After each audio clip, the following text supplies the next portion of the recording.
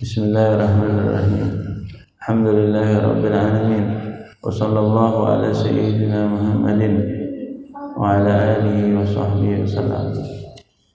Amma ba'du, fa nawayna ta'allum wa ta'lim wa tadhakkura wa tadhkir wa nafa wal intifa' wal ifadata wal istifadah wal hatha ala tamassuki bi kitabillahi ta'ala sunnati rasulih sallallahu alaihi wasallam wa du'a ila al-huda wa dalalah ala khair ibtiga wa wajhillah bi qurbihi wa thawabi subhanahu wa ta'ala wa man wa syaikhuna musalihin Allah inna lillahi wa amalna fi amalihim tadarrana fi tadarrihim wa li dzalika wal qadiran. Sampai di mana?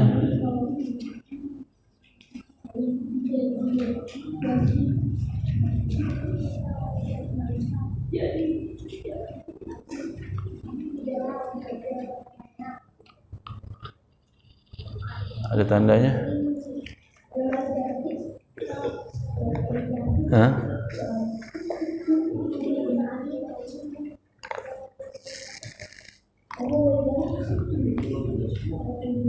Hah?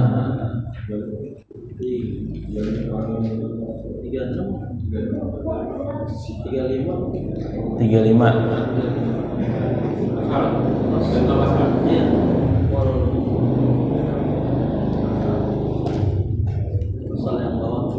Wal mugirru bihi darbani.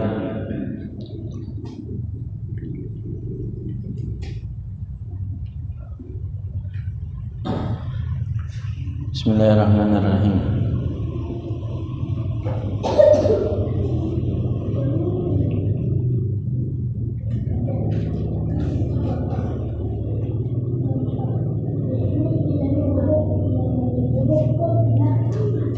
Bismillahirrahmanirrahim. Faslun wal mugirru bihi darbani haqqullahi ta'ala wa haqqul adami. Fasal menerangkan tentang ikrar. Ikrar itu ikrar.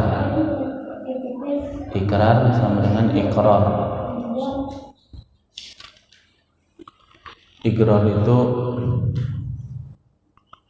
mengaku sesuatu, namanya ikrar. Mengaku sesuatu, mengabarkan sesuatu kalau dia melakukan sesuatu kesalahan,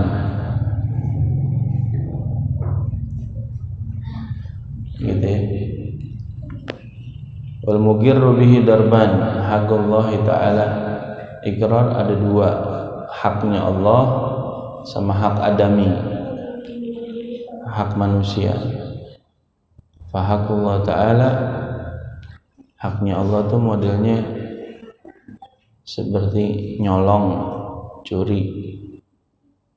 Haknya Allah seperti berbuat zina, na'udzubillah min dzalik. Itu haknya Allah. Kalau hak manusia seperti haddul qadzaf. Haddul qadzaf itu menuduh seseorang berbuat zina. Menuduh seseorang berbuat zina itu namanya qadzaf. Qadzaf itu artinya ngelempar. Yang dilempar di sini sebuah perkataan bahwa fulan berbuat zina, nauzubillah. Fa haqqullahi ta'ala yasihu ruju' fihi anil igrar. Anil igrari bihi. Adapun haknya Allah Ta'ala sah untuk rujuk. Rujuk itu untuk kembali. Maksudnya arti kembali, menarik kembali perkataannya. Ada orang ngomong, saya telah nyuri, gitu ya. Terus tiba-tiba dia rujuk, enggak, aneh nggak nyuri, begitu. Tapi kalau hak adami, hak bani Adam, hak manusia, la yasihu ruju'u fihi anil igrar bihi.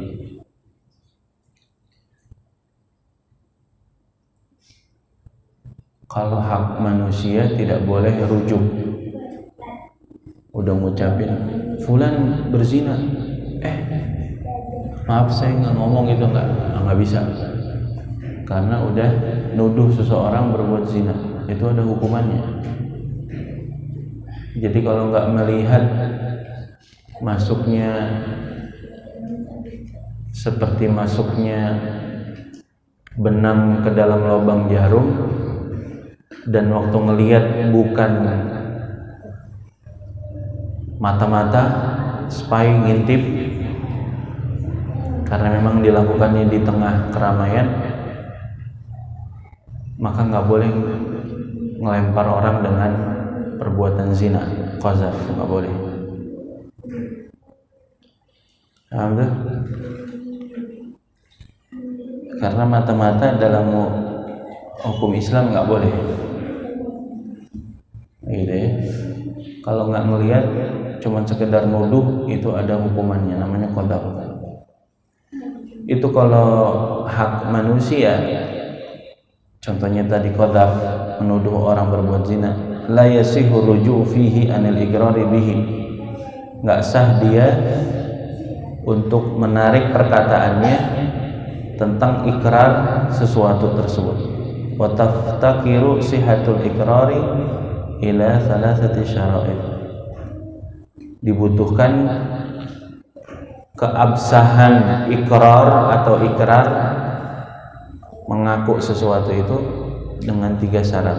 Yang pertama al-bulughu, orang yang mengucap udah balik. Wal aqlu, orang yang mengucap sudah maksudnya berakal, bukan orang gila. Wal ikhtiyaru, orang tersebut melakukan dengan atas dasar diri sendiri, bukan dipaksa. Wa in kana bimal u'tubira fihi syartun rabi'u huwa rusyd, kalau berhubungan dengan harta maka dibutuhkan syarat yang keempat, namanya rusyd. Rusyd itu orang yang bisa muamalah, itu namanya rusyd. Saya beli sesuatu, datang ke penjual, harganya 13.000, duitnya 15.000, kembalinya berapa? 2.000. Kayak begitu tuh. Bisa negosiasi, bisa nawar, bisa ngasih kembalian, bisa ngomong, itu namanya rasyid. Dalam jual beli kudu ada sifat kayak begitu. Ini kalau misalnya di dalam hubungan yang berkaitan dengan ikrar sesuatu, dia bilang gini, si fulan punya utang sama saya sekian. Waktu ente ngucap, ente balik, ente berakal, ente ikhtiar, bukan dipaksa oleh orang lain, dan ente tahu tentang hukum jual beli, maka kalau ente berlaku. Hukumnya si fulan ditanya, emang benar ente punya utang sama dia? Enggak punya. Tiba-tiba dia ngomong, saya mau narik perkataan saya. Enggak, si fulan enggak punya utang sama saya. Nah, itu enggak boleh. Gitu ya. Jadi benar-benar kalau ngomong itu harus dipegang betul-betul, apalagi berkaitan sama orang lain.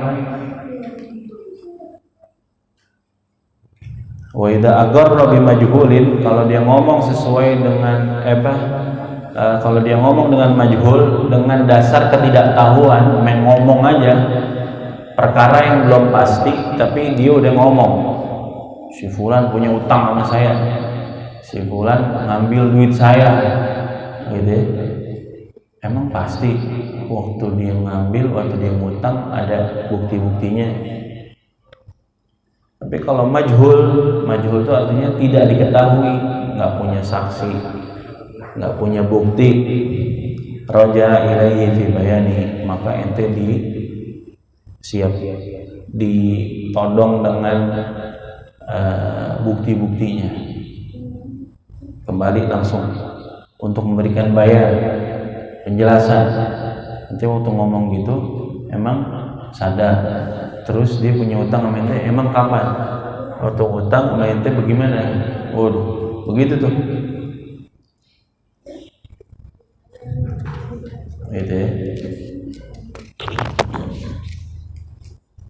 Wa yasihul istisna'u fil iqrar idza wasalahu bihi wa huwa fi hali siha wal marad sawa. Dan sah hukumnya memberikan pengecualian di dalam ikrar kalau misalnya dia sambung itu.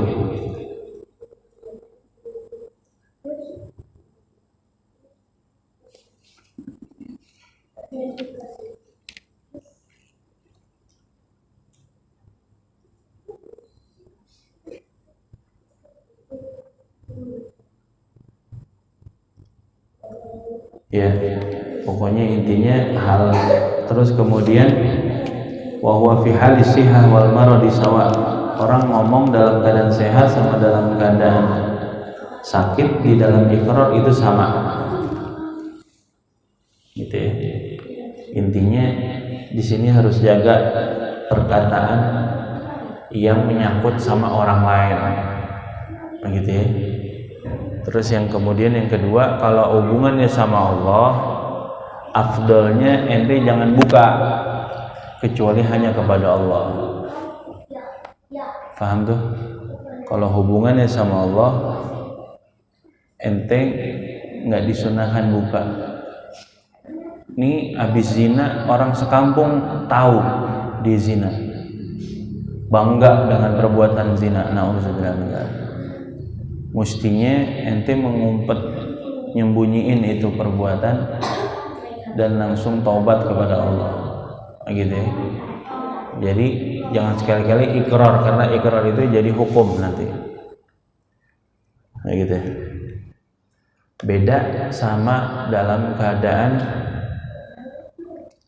wasiat. Kalau wasiat, kalau hibah yang dalam keadaan sakit maka jatuhnya wasiat. Hukumnya nunggu sampai dia meninggal dunia, terus kemudian tergantung ahli waris ridho apa enggak. Kalau misalnya lebih daripada nilainya sepertiga dari harta. Tapi kalau misalnya dalam keadaan bukan sakit, dalam keadaan sehat, saat itu juga dia ngomong hibah, maka langsung berlaku hibah. Paham ya? Jadi kalau wasiat kalamnya berlaku, tapi jatuhnya nanti setelah meninggal. Kalau hibah langsung berlaku saat itu juga. Beda sama waris. Waris nggak pakai ngucap, langsung udah jatuh kepada ahli waris saat dia udah meninggal dunia. Bang, ada orang dia nggak pernah ngucap hibah, dia nggak pernah ngucap wasiat, meninggal dunia, langsung rumahnya, mobilnya itu semuanya milik hak ahli waris, gitu ya. Jadi udah nggak dibaginya sesuai faraid. Ada orang ngomong kayak begini kepada anaknya, lu nggak dapat warisan dari gua. Nggak bisa, tetap namanya udah mati, tetap jatuh warisan ke anaknya, kecuali anaknya yang membunuh dia, baru anaknya beda agama sama dia, itu baru terharamkan dari waris. Tapi kalau namanya orang udah meninggal dunia, langsung otomatis, baik ada serah terima atau enggak, baik dia pernah mengharamkan hartanya dia setelah nanti meninggal dunia kepada ahli warisnya tersebut atau enggak, udah otomatis milik ahli waris, gitu.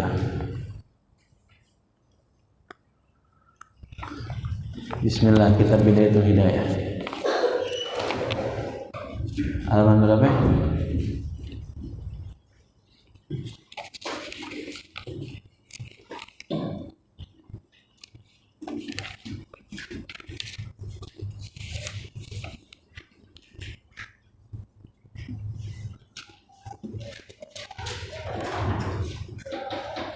Babu duhul khala itu udah ya?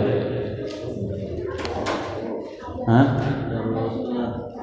Halaman berapa? 14.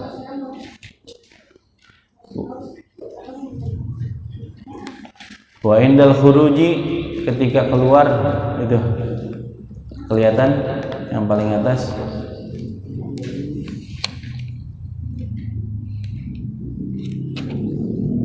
Kalau keluar baca doa ghufranaka alhamdulillahilladzi adhaba anni ma yu'dini wa abqa alayya ma yanfa'uni. 16.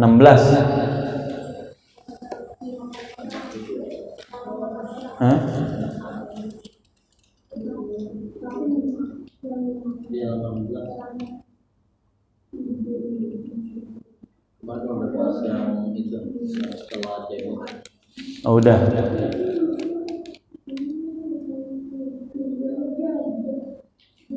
Coba ulang lagi.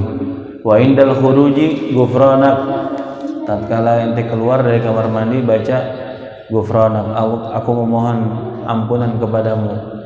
Alhamdulillah, segala puji bagi Allah, alladzi adhaba anni, yang telah menghilangkan dariku, ma yu'dini, yang bakalan ganggu aku. Ini kotoran kalau tetap di sini bakalan ganggu kesehatannya.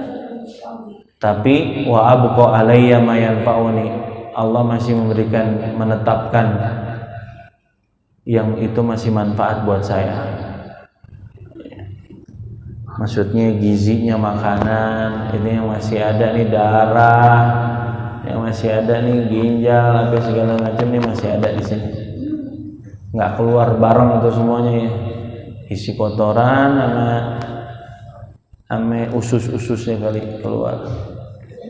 Wa yang bagi antuid dan nubala qabla qada'il hajah. Hendaknya sebelum pengen buang hajat, persiapkan yang buat istinja. Air, tisu, batu. Nih orang kita rata-rata pakai semprotan, pakai keran. Pastiin kerannya buka dulu, jangan main buang air lo, airnya buka dulu.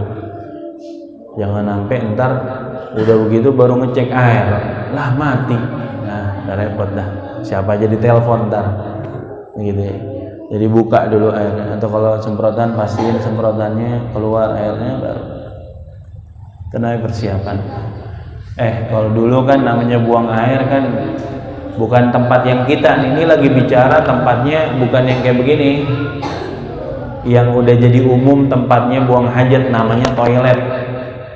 Bukan, ini lagi bicara orang dulu buangnya di tengah kebon, begitu ya. Kayak ente naik gunung aja begitu. Ini konsepnya. Harus persiapan nih kalau mau buang air, bawa. Wa alla ya tastanjiya bil ma fi maudi qada'il hajah, atau dia. Jangan buang air di tempat air. Maksudnya bagaimana? Air itu bakalan dipakai sama orang. Iya, kayak orang buang hajat di kolam renang gitu. Paham tuh ya? Karena umumnya orang berenang di situ, akhirnya orang kena najisnya ente. Cuman kalau kita sekarang modelnya kayak apa namanya? Empang yang ada tempat buang hajatnya itu kan di air. Nah, kalau udah gitu nggak apa-apa ya. Kenapa dibuang di tempat air? Makruh hukumnya. Pertama, ganggu orang. Yang kedua, ganggu makhluk jin. Karena tempat yang bermuara air itu umumnya banyak jinnya. Wa antas tabriya minal bauli bitanahnuhi wan natri salatan. Hendaknya dia istibra. Istibra itu apa ya? Istibra itu membersihkan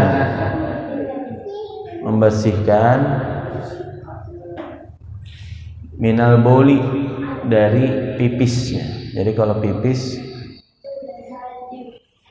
harus kudu benar-benar jangan diistinja kecuali udah istibro, udah finish, udah selesai, nggak ada sisa-sisa yang ada di dalam, di tengah-tengah saluran itu. Dengan cara apa? Orang modelnya macam-macam. Pertama, tanah noh dahem gitu ya. Yang kedua, natar. Natar itu diurut.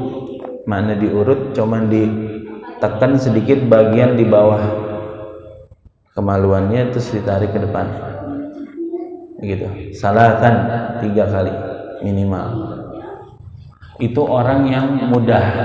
Ada jenis orang yang sedang, istibronya nggak cukup dengan di natar, diurut, dikudu naik turun, diri duduk, diri duduk, diri duduk. Ada yang kudu, yang paling susah kudu jalan di tempat gitu ya. Kalau nggak ada gerakan kaki naik begitu kayak orang mau pakai celana begitu, itu nggak keluar begitu ya. Ada yang kudu di bawah belakangnya, malah antara dubur sama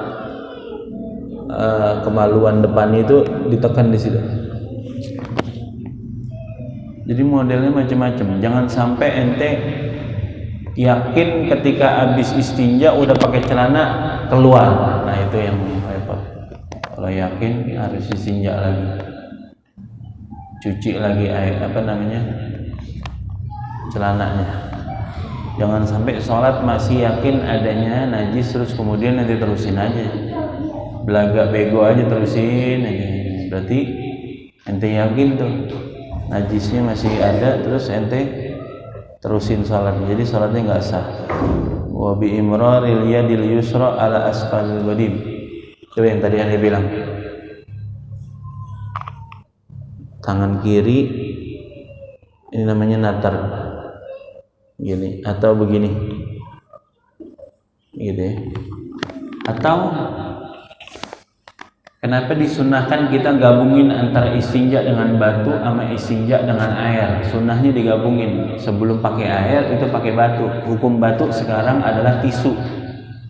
Rupanya sifat tisu, sifat batu itu narik air yang masih ada sisa-sisa di kemaluan. Ente tahu kan dulu belajar di IPA, ada air di sini begitu ya.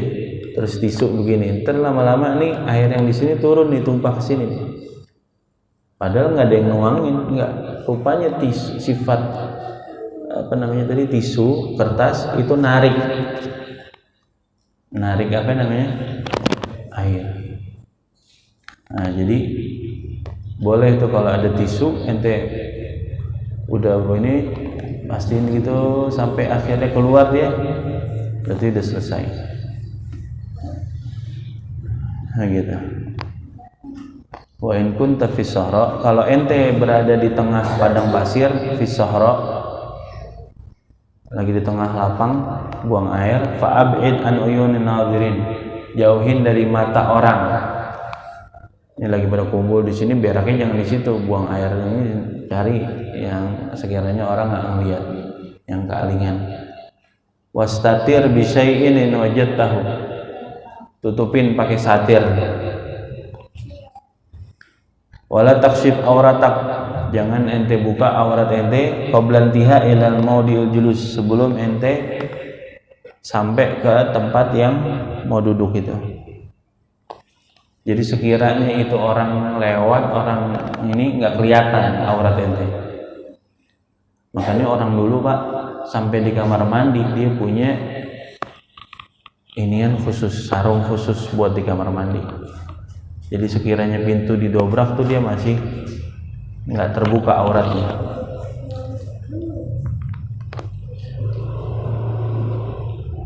Wala tastaqbil syamsa walal qamara, jangan menghadap matahari, jangan menghadap ke bulan. Hukumnya makruh.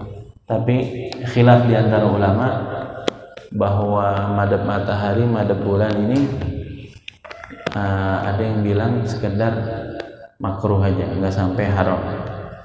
Wala tastaqbil kiblata, ini juga yang madhab kiblat itu yang dimaksud adalah kalau lagi di sohro, di padang. Tapi kalau misalnya di tempat yang ada satirnya, itu walaupun madhab kiblat jadinya mubah, nggak ada makruh. Cuman bicara khilaful afdal, paling afdolnya tetap walaupun di tempat kamar mandi biasa jangan madhab kiblat. Berhubungan suami istri jangan madhab kiblat, begitu ya. Tapi kalau lagi ngaji madhab kiblat, gitu. Akad nikah madhab kiblat. Tapi kalau yang dukhul, istinja, jangan madhab kiblat. Wala tastadbirha, jangan belakangin kiblat. Jadi kalau di kita jangan madhab timur, jangan madhab barat, jadi utara atau selatan, karena kiblatnya arahnya barat. Wala tajlis fi mutahadditsin nas aw fi dhillihim, jangan duduk buang air di tempat orangnya pada ngobrol di situ. Maksudnya apa itu? Di pos ronda, di base camp, orang biasanya pada duduk ngaso, dikencing di situ. Habis orang pada kebawaan. Aw fi dhillihim, tempat orang pada naung. Dulu kan panas ya, jadi setiap ada pohon yang rindang, bawahnya ada naungan begitu, itu tempat orang pada ngumpul. Nah itu jangan dibuang hajat di situ, karena umumnya orang pada istirahat di situ ntar kebawaan. Wala tabul fil ma'ir raqid, jangan pipis di air yang menggenang. Itu dia. Aslinya di empang atau di oasis, tau nggak, tempat orang biasanya danau, itu jangan pipis di situ, karena itu ma'wal jin, tempatnya jin.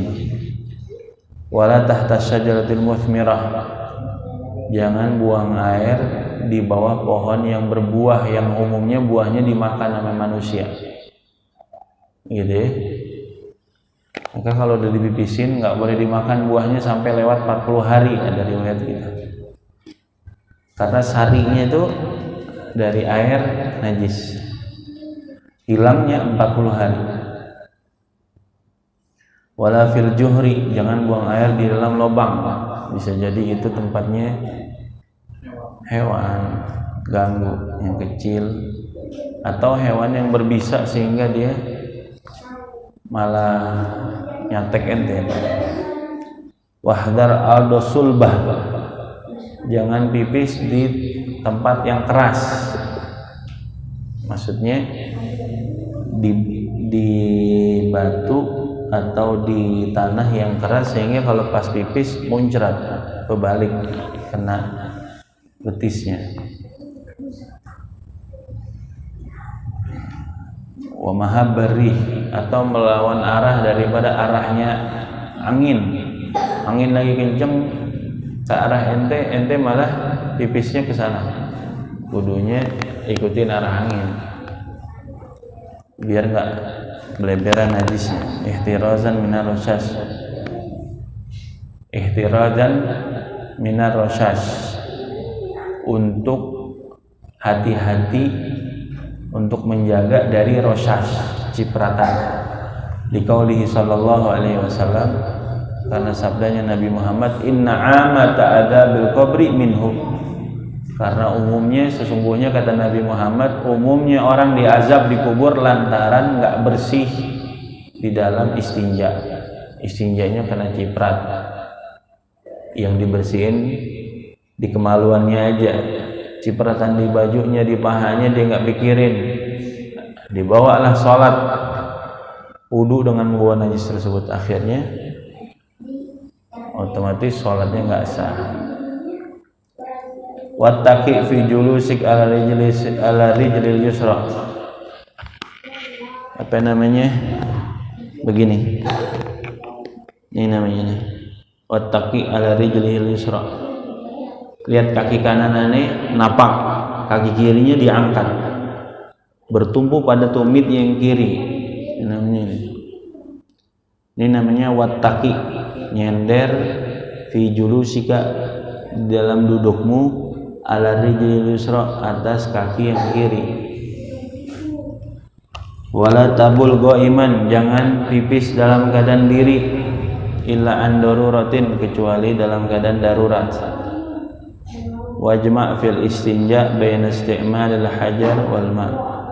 Sunnah menggabungkan dalam istinja antara memakai batu sama memakai air. Hukum batu sama seperti hukumnya tisu, kertas. Yang penting jangan kertas ilmu. Wa in iktasarta 'alal hajari fa 'alaika an tasta'mila thalathata ahjarin tahiratin. Kalau ente punyanya cuman batu, maka ente pakai batunya tiga batu ini tahirah, suci, munasyifatin lil ain, yang sekiranya bisa ngangkat najisnya. Emang ada yang nggak ngangkat bahan? Oh, ada. Kaca, gundu, tahu gundu? Itu nggak ngangkat karena halus. Jadi nggak bisa istinja pakai kaca, walaupun padat nggak bisa.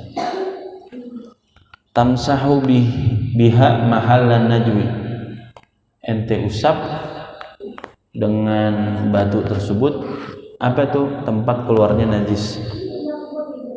Bihaitsu la taqilun najasatu, sekiranya najis itu nggak berpindah an maudi'iha, dari tempatnya. Soalnya kalau pindah bersihinnya kudu pakai air. Yang diperbolehkan dibersihkan pakai batu itu cuman tempat keluarnya najis, lobang dubur sama lobang kubul, farj, kemaluan depan. Tapi kalau udah mohon maaf pipisnya beleler ke sini, maka ini nggak cukup pakai batu doang, harus pakai air semuanya. Karena bersihin najis kudu pakai air. Ini cuman perkara khusus, keistimewaan buat orang yang buang hajat, istinja di tempat lubang kemaluan inilah bisa dibersihkannya dengan batu atau dengan tisu di lubang belakang juga. Pada hakikatnya dia masih membawa najis, cuman dimakfu. Makanya kalau kecampur sesuatu yang lain, hukumnya jadi mutanajis. Keringetnya sampai beleber kemana-mana. Habis istinja pakai batu, udah bersih tadi, najis. Kayak gini. Itu yang alasannya kenapa orang habis bangun tidur suruh cuci tangan, jangan dimasukin tangannya ketika wudhu, langsung di air. Karena tangannya nggak tahu nginep di mana semalam. Maksudnya apa? Karena zaman dulu istinjanya pakai batu, terus buang hajatnya di tengah malam itu dia pakai batu. Musim panas kan keringetan, tempat itu juga kena akhirnya keringet jadinya. Nah, kenapa tangan itu kita nggak tahu nginep di mana? Maksudnya bahasa akhirnya tangannya jadi mutanajis. Orang dulu kalau mau wudu langsung masuk ke dalam air yang dibejana begitu, bukan pakai keran kayak kita. Akhirnya kalau langsung begini, air semuanya sisanya jadi mutanajis. Jadi bersihin dulu, makanya sunnahnya cuci tangan dulu sebelum wudu. Karena tangannya bisa jadi hukumnya mutanajis. Kalau zaman sekarang jadi mutanajis kan? Enggak lah, kan ente bersihinnya pakai air sekarang istinjanya, betul enggak? Udah gitu kamar ente AC, kipas, jadi nggak sampai keringetan tuh di situnya, gitu ya.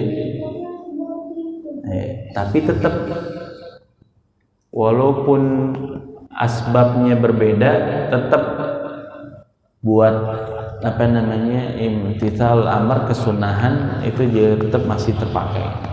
Jadi kalau mau wudu bangun tidur itu kudu cuci tangan, walaupun kadang kita wudunya kerannya pakai wudunya pakai air keran.